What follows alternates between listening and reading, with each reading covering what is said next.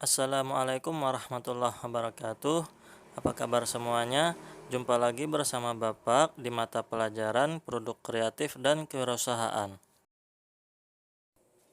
Pada pertemuan ini kita akan belajar menentukan media promosi. Setelah mengikuti pelajaran ini, diharapkan kalian mampu membuat media promosi berdasarkan segmentasi pasar. Sebelum kita membahas mengenai media informasi, terlebih dahulu kita pahami apa sih yang dimaksud dari promosi itu. Promosi adalah suatu usaha dari para marketing atau pemasar untuk mempengaruhi orang atau target pasar supaya menjadi tertarik untuk bertransaksi atau melakukan pemesanan dan pembelian terhadap produk, barang, dan jasanya. Kemudian, apa saja tujuan dari promosi? Umumnya, ada 3 tujuan utama dari promosi. Yang pertama adalah untuk memberikan informasi. Promosi dapat menambah nilai suatu barang atau jasa dengan memberikan informasi yang berguna kepada konsumen. Informasi yang diberikan dapat seperti apa produk yang dijual, apa saja fitur dan manfaat dari produk tersebut, berapa harganya, bagaimana cara membelinya, dan di mana tokonya. Tanpa adanya informasi seperti itu, orang jadi segan atau tidak akan mengetahui banyak tentang suatu barang atau jasa. Alhasil, orang tidak akan tertarik untuk membeli.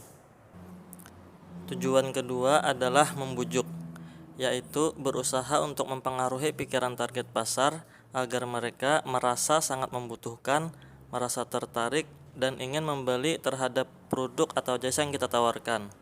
Cara membujuk ini bermacam-macam, salah satunya bisa dengan menawarkan potongan harga, pelayanan khusus, dan lain-lain. Tujuan ketiga dari promosi yaitu mengingatkan. Dengan melakukan promosi, perusahaan dapat menjaga agar merek atau produk yang dijualnya tetap segar dalam ingatan para konsumen.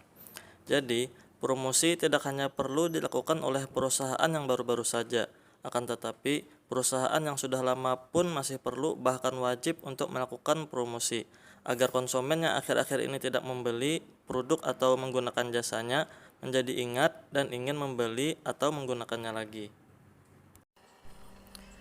Nah, sekarang kita sampai pada pembahasan media promosi.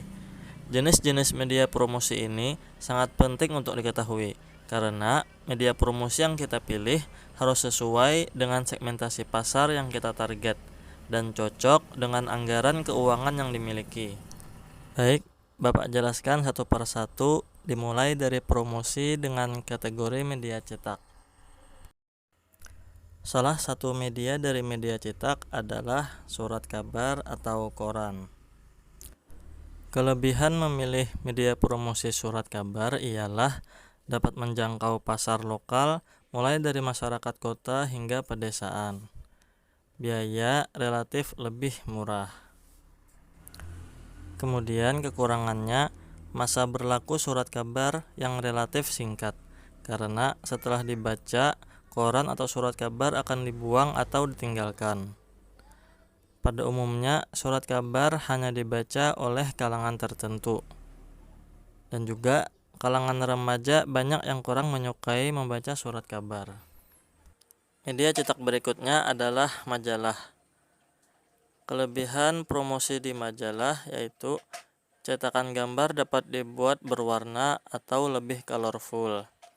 Dapat berumur lebih lama bila dibandingkan dengan surat kabar. Majalah bisa berumur 1 minggu atau 1 bulan tergantung dengan waktu terbitnya. Adapun kelemahannya yaitu iklan yang akan dimuat dalam majalah harus diajukan dalam beberapa minggu sebelum diterbitkan. Karena penerbitannya dilakukan per minggu atau per 1 bulan, maka pesan yang sedang hangat atau viral agak sulit untuk dimasukkan dalam timing atau waktu yang tepat. Kemudian promosi pada media elektronik, salah satunya radio. Kelebihan berpromosi menggunakan radio yaitu radio dapat didengar oleh semua tingkat sosial. Biaya produksi iklan radio tergolong murah. Kekurangan, Iklan menggunakan radio. Radio hanya menggunakan media suara, maka pengiklan harus mampu membuat iklan yang mudah ditangkap oleh pendengar. Tingkat daya tarik yang rendah dapat membuat sejumlah pesan terabaikan atau terlewatkan. Media elektronik berikutnya yaitu televisi.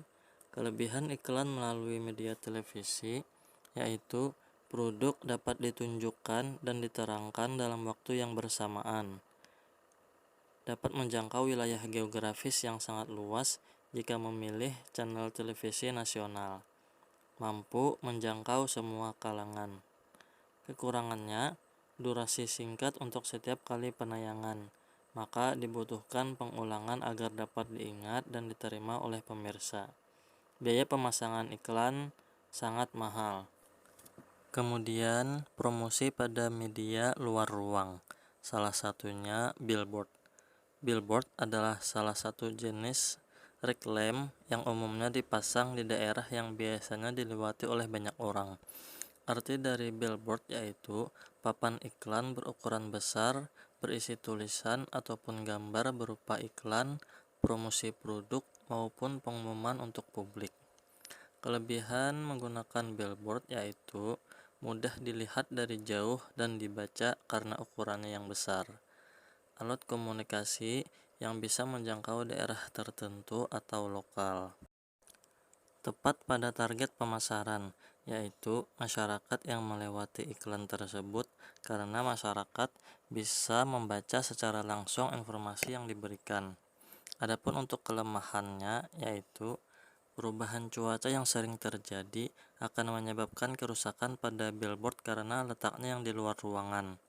Apabila penempatan billboard berada di pinggir jalan raya, akan mempunyai risiko untuk dilewatkan atau tidak sengaja terlewatkan oleh pengendara dengan kecepatan tinggi, dan juga biayanya relatif mahal. Media luar ruang berikutnya yaitu neon box, suatu alat media yang mempunyai space kosong pada bagian tengah yang kemudian diisi oleh lampu neon agar dapat memberikan penerangan. Pada umumnya, neon box ini memiliki bentuk kotak persegi ataupun persegi panjang, namun ada pula yang berbentuk bulat. Kelebihan neon box antara lain dapat digunakan jangka panjang, memiliki tampilan yang kokoh dan menarik, juga dapat sebagai penerang pada malam hari. Adapun kelemahannya yaitu harga yang relatif mahal, tinggi atau lebarnya terbatas. Media luar ruang berikutnya yaitu spanduk. Kelebihan menggunakan spanduk yaitu proses pembuatannya cepat dan murah. Pemasangannya mudah, bisa dilihat berulang-ulang oleh pengguna jalan.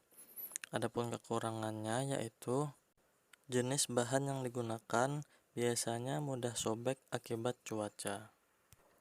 Media luar ruang berikutnya yaitu poster. Kelebihan poster yaitu harga yang terjangkau, dapat diproduksi dengan jumlah yang sangat banyak sehingga area penyebaran menjadi lebih luas lagi, mudah untuk dipasang dan ditempel. Adapun kekurangannya, jangkauan target audiens yang sangat kecil pada titik pemasangan tertentu saja. Umur poster sangat pendek karena materialnya yang biasanya mudah robek. Pembaca membutuhkan perhatian tinggi karena tidak bisa dibaca sambil lalu. Media promosi berikutnya yaitu brosur. Kelebihan brosur yaitu bentuknya yang tidak terlalu besar sehingga mudah dibawa kemana saja. Brosur memiliki beragam layout dan desain. Brosur sangat mudah diproduksi massal karena biayanya yang cenderung lebih murah daripada media lainnya. Adapun kekurangannya, brosur tidak mungkin hanya diproduksi satu saja untuk banyak pembaca, tetapi akan diproduksi massal, sehingga akan boros penggunaan tinta terutama pada brosur yang berwarna.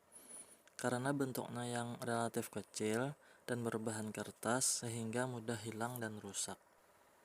Kemudian promosi pada media digital, salah satunya adalah website. Kelebihan menggunakan website yaitu dapat memberikan informasi produk, layanan, dan lainnya secara lengkap.